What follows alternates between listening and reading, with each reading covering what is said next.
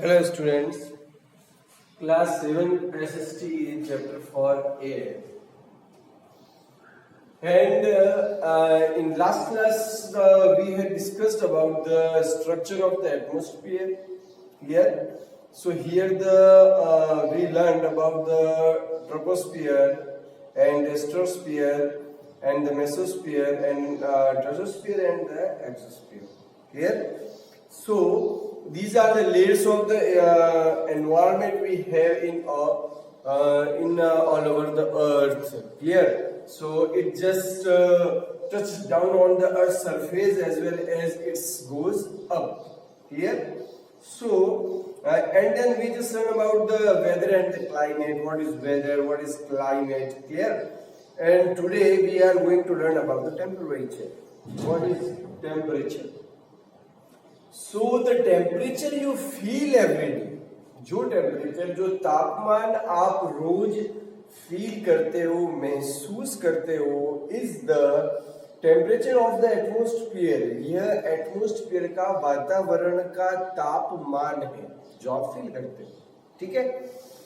The degree of hotness and coldness of air is known as temperature. The degree of hotness and coldness of air, हवा की अंदर हवा अगर ज्यादा गर्म होगी या हवा गर्म होगी या हवा ठंडी होगी, इसको ही वायु का तापमान कहा जाता है.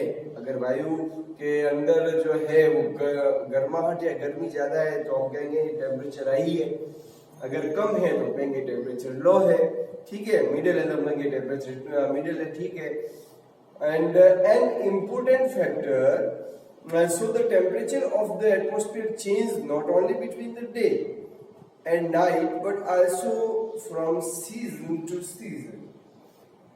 जो टेम्परेचर है एटमॉस्फेयर का वो केवल सुबह और रात को ही चेंज नहीं होता है या day by day he change नहीं होता है, दिन प्रतिदिन ही चेंज नहीं होता है. ये एक स्पेसिफिक क्लाइमेट है जिसके अंदर but also season two season ये मौसम के अनुसार भी परिवर्तित होता है. गर्मियों के अंदर टेम्परेचर ज्यादा होता है, सर्दियों में टेम्परेचर कम होता है. मार्च अप्रैल और कुछ ऐसे मंथ है जिसके अंदर टेम्परेचर न्यूट्रल रहता है. ठीक है ना. तो ये टेम्परेचर के स्पेस फेसेस है, अलग अलग फेसेस है जिसके अंदर टेम्परेचर अलग अलग रहता है. ठीक है. An important factor that influences the distributions of temperature is insolations. An important factor, एक important factor है that influence जो प्रभावित करता है the distribution of temperature. Temperature के डिस्ट्रीब्यूशन को, वितरण को प्रभावित करता है क्योंकि सन की रेज अर्थ पर पड़ती है तो पूरे अर्थ पर पड़ती है. क्लियर. अब ये बात अलग है कि अर्थ का कौन सा एरिया ज्यादा टेम्परेचर को एब्जॉर्व करता है और कौन सा कम करता है, इसके बारे में बस जस्ट हम बात करने ही वाले हैं. Distribution of the temperature in the isolations. Clear. So insolations is the incoming solar energy. Insolations जो है वो क्या है, आने वाली सूर्य की रोशनी, सूर्य की सोलर एनर्जी है वह इंटरसेप्टेड बाय अर्थ, जो कि अर्थ के द्वारा ग्रहित कर ली जाती है, अर्थ के द्वारा अवशोषित कर ली जाती है, अर्थ के द्वारा गेन कर ली जाती है, या अर्थ उस एनर्जी को, अर्थ उस हीट को क्या करते ट्रैप कर लेता है, अपने अंदर अवशोषित कर लेता है, एब्जॉर्ब कर लेता है. Clear. So the amount of insolations decrease from the equator. Amount of the insolation decrease from equator towards the poles.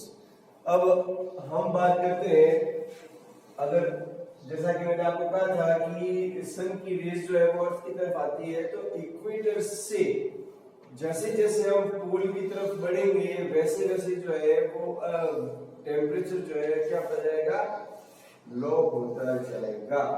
Clear. या जो प्लस है फिर वो धीरे धीरे यहाँ पर -+3 और फिर बाद में यहाँ पर 2, यहाँ पर 1, फिर यहाँ पर ऊपर फ्रीजिड जोन 0 और ऐसे इस तरह मतलब इक्वेटर पर टेम्परेचर ज्यादा रहेगा और जो हम पोल की तरफ जाएंगे वैसे वैसे क्या होगा, टेम्परेचर कम होता जाएगा। पोल पर टेम्परेचर भूमध्य रेखा से ऊपर की ओर जैसे जैसे बढ़ेंगे वैसे वैसे टेम्परेचर कम होता जाएगा। क्योंकि क्या होता है, जो सन की रेजेस होती है वो जब अर्थ पर पड़ती है तब वो इक्वेटर पर तो सीधी पड़ती है, फिर इसके बाद में यहाँ से वो जो है वो स्लाइडिंग होती जाती है, स्लाइडिंग होती जाती है, स्लाइडिंग होती जाती है और फिर लास्ट में जाके यहाँ पर तो बिल्कुल तिरछी बढ़ती है, जिससे कि ये एरिया मतलब पोल्स के जो नॉर्थ और साउथ पोल्स है वो सबसे कम सोलर पावर को गेन कर पाते हैं। Clear? So an important factor that the influence of the distributions of the temperature is insolation. The insolation is the incoming solar energy intercepted by the earth, ठीक है, जो अर्थ के द्वारा ग्रहण की जाती है, and the amount of insolations decreases from the equator towards the pole. पोल की तरफ बढ़ने पर धीरे धीरे तापमान क्या हो जाता है, कम होता जाता है। Therefore, इसीलिए the temperature decreases in the same manner, इसीलिए जो टेम्परेचर है वो एक ही सेम मैनर में, एक ही तरीके से जो है वो घटता जाता है या बढ़ता जाता है।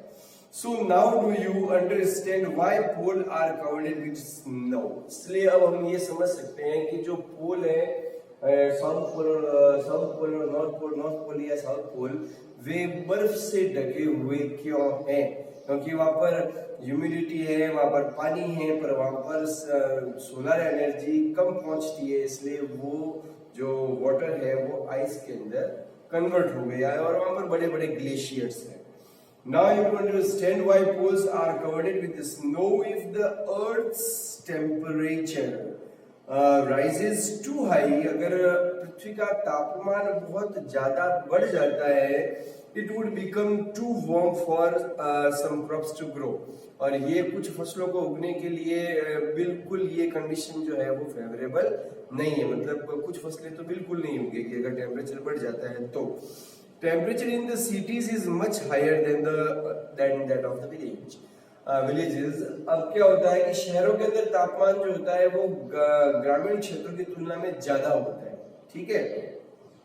The concrete and the metals in the buildings and the asphalt of the roads get the heated up during the day. Concrete से बने हुए बड़ी बड़ी इमारतें और जो डामर से बनी हुई सड़कें जो होती है वो दिन के अंदर बहुत ज्यादा सन की टेम्परेचर को ट्रैप्ड कर लेती है शहरों के अंदर, ठीक है। इससे वहां बहुत गर्मी हो जाती है, साथ ही पॉल्यूशन भी होता है, उसके बारे में यहाँ बात नहीं की गई है। buildings and the roads and this heat is released during the night, और नाइट के टाइम में ये जो हीट जो डे टाइम में एब्जॉर्ब की गई थी वो क्या हो जाती है, वापस रिलीज हो जाती है, क्योंकि रात में जो है वो सनलाइट नहीं मिलती है और सनलाइट नहीं मिलती तो इट्स जस्ट बिकमिंग कोल्ड। सो जो टेम्परेचर जो तापमान है या जो हीट एब्जॉर्ब की गई थी वो धीरे धीरे रिलीज हो जाती है। Also the crowded high rise buildings, और इसके साथ ही बहुत भीड़ से भरी हुई और बड़ी बड़ी इमारतें क्या करती है ऑफ द सिटी के अंदर trap the warm air, warms air, गर्म हवा को ट्रैप कर लेती है, मतलब क्योंकि वहां की भूमि धरातल जो है वो गर्म है तो उसके टच में उससे कनेक्शन में आने वाली एयर भी क्या होगी, गर्म हो जाएगी, तो वो गर्म हवा जो है वो बड़ी बड़ी बिल्डिंगों के बीच में ट्रैप हो जाती है, फंस जाती है, ठीक है। और इससे क्या होता है thus rise the temperature of the cities, और ये भी सिटीज के टेम्परेचर को बढ़ाती है। जब आपके आसपास गर्म हवा होगी तो सीधी सी बात है टेम्परेचर क्या होगा, ज्यादा होगा। So now we are just coming on the air pressure. You will be surprised to know that air above us pressures us with a great force on our body. हमको या आपको हमको हम सभी को जानकर ये आश्चर्य होगा कि हमारे जो चारों तरफ हवा है ना वो हमारे ऊपर बहुत ही बड़ी मात्रा में अपना खुद का प्रेशर दाब डालती है, ठीक है। So however we don't even feel it, हमारे ऊपर जो है वो बहुत ज्यादा प्रेशर पड़ रहा है पर फिर भी हम उसको फील नहीं कर पाते। ये क्या बात है, ऐसा क्यों? This is because the air pressure us from all direction. हमारे ऊपर एयर का प्रेशर सभी दिशाओं से समान रूप पर पड़ता है, ठीक है। And from all the directions and our body exerts counter pressure. हमारी बॉडी भी जो है वो जितना दाब हमारे ऊपर पड़ रहा है उसके अकॉर्डिंग जो है वो अंदरूनी रूप से वो वापस उसके अगेंस्ट फोर्स लगाती, इसलिए हमको इसके बारे में पता नहीं चलता है। Air pressure is defined as the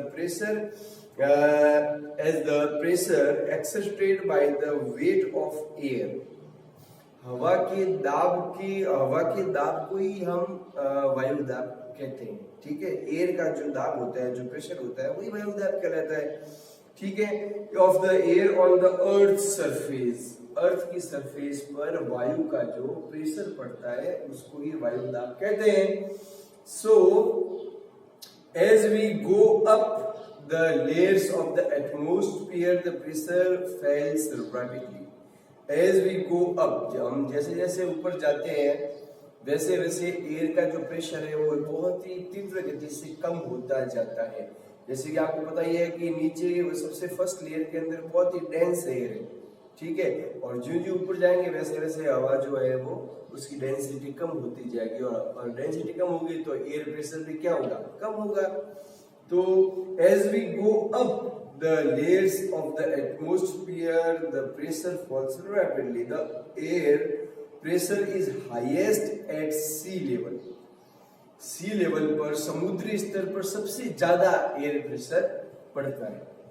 so and decrease with height, और जैसे जैसे जाते हैं ऊपर ऊंचाई पर वैसे वो डिक्रीज होता है, कम होता है। Horizontally the distributions of air pressure is influenced by temperature of the air. Horizontally मतलब क्षैतिज रूप से the distributions of the air pressure, हवा का जो दबाव है वो हवा का दबाव प्रभावित होता है किससे, टेम्परेचर से प्रभावित होता है। Of air at given places, जैसा कि दिए हुए अलग अलग स्थानों पर तापमान अलग अलग होता है, उसके हिसाब से क्षैतिज रूप से वायु का दाब जो होता है वो असमान होता है, क्योंकि वहां पर टेम्परेचर अलग अलग होते हैं। और कैसे असमान होता है, low pressure is associated with this create, और देखिए एग्जांपल देखिए, in the area where the temperature is high, वो एरिया जहां पर टेम्परेचर हाई है मतलब ज्यादा गर्मी है, तो क्या होगा, the temperature is high the air gets heated, तो वहां के धरातल के मतलब वहां के भूमि के वहां की धरती के आसपास की हवा बहुत ज्यादा गर्म हो जाएगी, और गर्म हवा हमेशा ऊपर की ओर उठती है, ठीक है।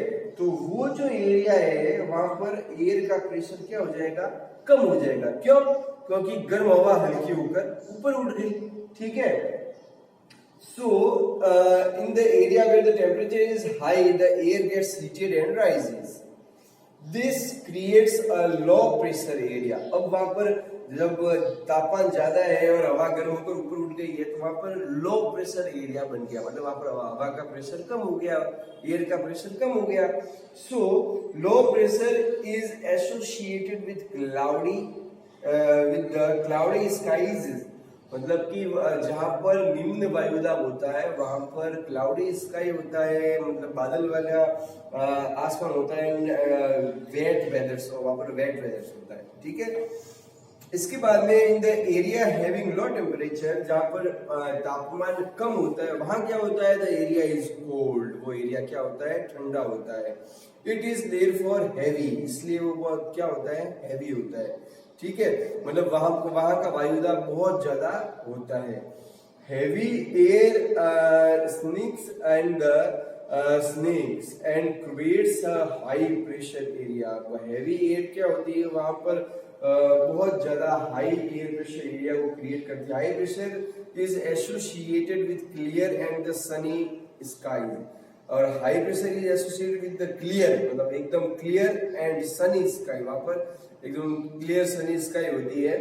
The area always moves from high pressure areas to the low pressure area, और हवा जो है एंड द एयर, जो हवा है वो हमेशा हाई प्रेशर एरिया से लो प्रेशर एरिया की ओर बहती है, ताकि वायु दाब को नियंत्रित किया जा सके नेचुरली। मतलब बाय नेचर जो है हमेशा हवा हाई प्रेशर एरिया से लो प्रेशर एरिया की तरफ बढ़ती है, और इससे ही मॉनसून वगैरह आता है। ये सब आगे की चीजें। इसके बाद में हम जो है वो नेक्स्ट क्लास में विंड पढ़ेंगे।